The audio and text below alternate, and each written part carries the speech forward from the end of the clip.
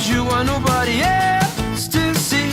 We'll live a perfect life where no one has to lie. With you, I'm always up there. The first song I ever wrote, so basically when I was going to be in my first band, it was just that we were all playing instruments and we did straws and I drew the short straw, so I had to be the singer and I'd never sang. And I was trying to like write songs and I was so proud of myself because I finally got a rhyme tapping and it was like something along the lines of couple of old geezers eating Maltesers in the park one day, move out of my way. First song ever, so there you go. They say, you can never love another. So I grew up in Largs in the west coast of Scotland and it's pretty non-existent, there's no music there, like very few pubs. Like if anyone's on, it'll be someone doing like a kind of karaoke kind of thing or a couple of cover bands, and even that's more of a thing that's happened as I got older. When I grew up, like there was barely anyone, although we have like some people from Largs who have got like a great history of music.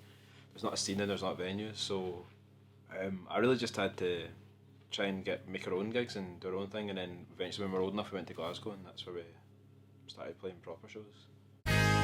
You thought you'd get away with it.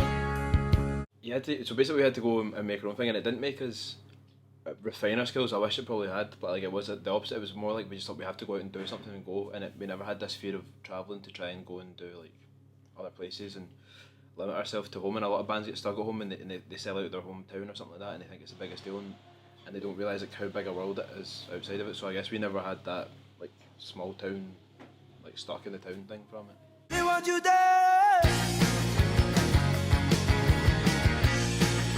Yeah, a lot of the songs have been about for a bit, and I think in terms of a place, I was kind of like the early 20s getting towards like 23, 24 I think, and I was in a relationship that wasn't really working, and I was really struggling to like identify as who I was as a person. Like I'd grown up in Scotland, but like I've got like roots and like heritage in Africa, but I didn't understand that and I never respected it, and it led to like a lot of like just I don't know, angst or feelings of like not knowing where I fitted in, and and to be honest, a lot of the album themes became apparent to me after making it. I listened back and went, oh man, like I was almost like predicting what I was going to go through, but I think it turned out right. You know what I mean, it's all good, isn't it?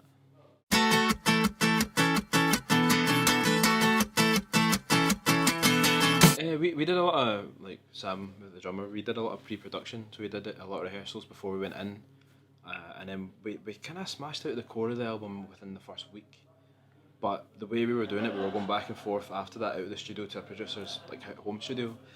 So then it meant there was a delays, like we would be doing 2 days, it'd be great, but then there'd be a delay. So ideally when we go in to do the second record, we would do it all together and all at once, because the frustration came in and we were away from gigging and stuff, and it took a lot longer. That whole process took so much longer than we wanted in terms of like even the mixing, the mastering, and then when we got it released, because by the time we got there, like the kind of buzz of the live shows had died down and there wasn't as much of a demand, and now we have to rebuild ourselves as a band before we think about releasing. So hopefully this time we're carrying on momentum instead of trying to start momentum, if that makes sense.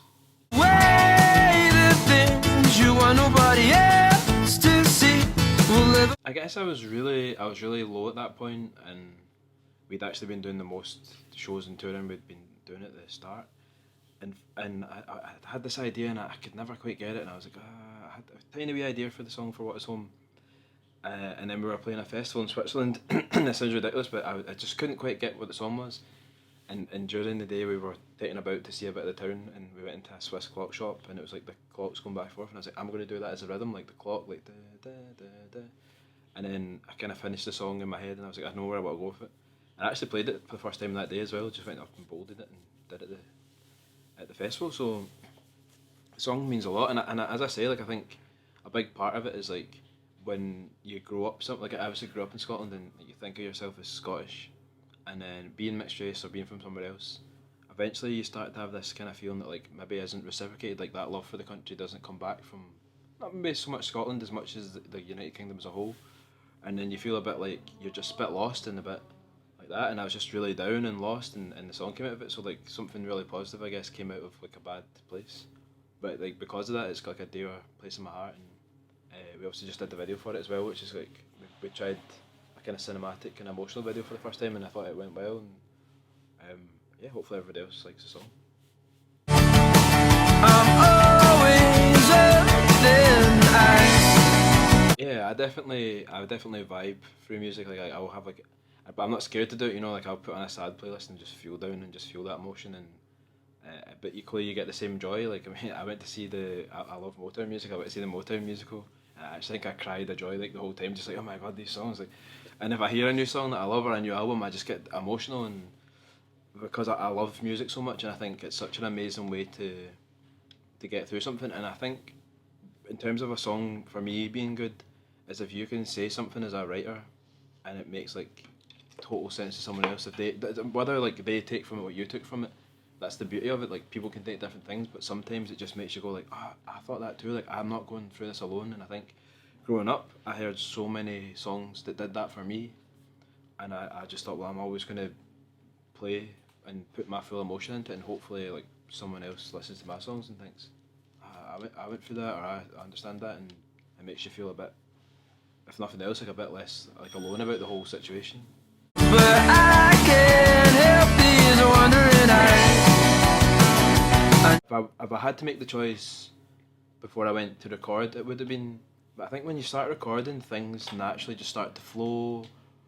Some things sound better, some things don't really work in the studio, or they don't fit the vibe. So I think the albums sort of pick themselves in many respects. They just kind of, you go like, these tracks work together in this order. So, and I'm not a very precious person. I'm all for like, I want to have like the best 10 tracks. I mean, they might not be like my 10 favourite, or maybe even the 10 strongest songs, but they're the 10 that work best together. And one of the best things about the feedback we've had from the album is that folks say, oh, we listen to it again and again and again. And I hope that's kind of because we did really focus on, let's choose 10 tracks that really, really all work with each other. Clear blue skies and I'm dreaming I'm home. I wonder how long Yeah, for ages I was like, how do we do What Is Home? And we talked about having like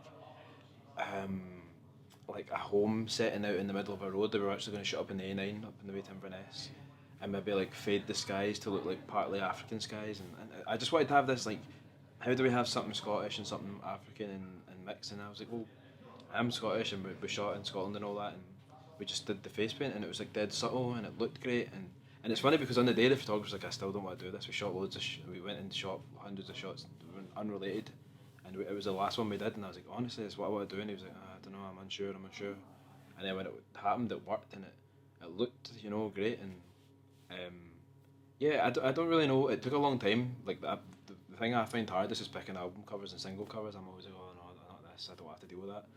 But something felt right when the idea finally came. I was like, I feel like this is it, and my gut tells me, and we went for it. And I think it's really cool. It's really striking, and you see people go into shops and kind of go like, oh, like that. Like have a wee look, pick up the vinyl and say, what's that about? Like, and obviously for me, it captures that element of like heritage and Africa and stuff. So it's important. and I start running. I don't know why. Yeah, I think you do, but at the same time, I always value how an audience takes it. So sometimes you think in your gut, this song's right, and it could be right? The song could be right, but it might not be right for me, it might not be right for the band, it might not be right for this time. And sometimes when you play a song in an audience, and there's no better feeling than when you play a new song, you think, is this working? You're dead excited about it, the band's excited about it, and then you play it to the audience and they're excited about it, and you go, right, well, this works. And I do think that playing live is an important stage of the song, because you get a grasp for like, how's this actually going down, and then take it back to the studio and go, right, we need to try and sort of recreate what happened live there, as well as like the parameters of how we thought of the song before. And I always work like that. Like we do demos first, and then we go and we live with it, and we'll play it live a few times, and we go, right, where are we at now? Cool, let's do it that way. And that's just the process we like to do, and I think it in that way you're capturing what people take from the song. You're getting their vibe as well, and that's important to us, important to me. So.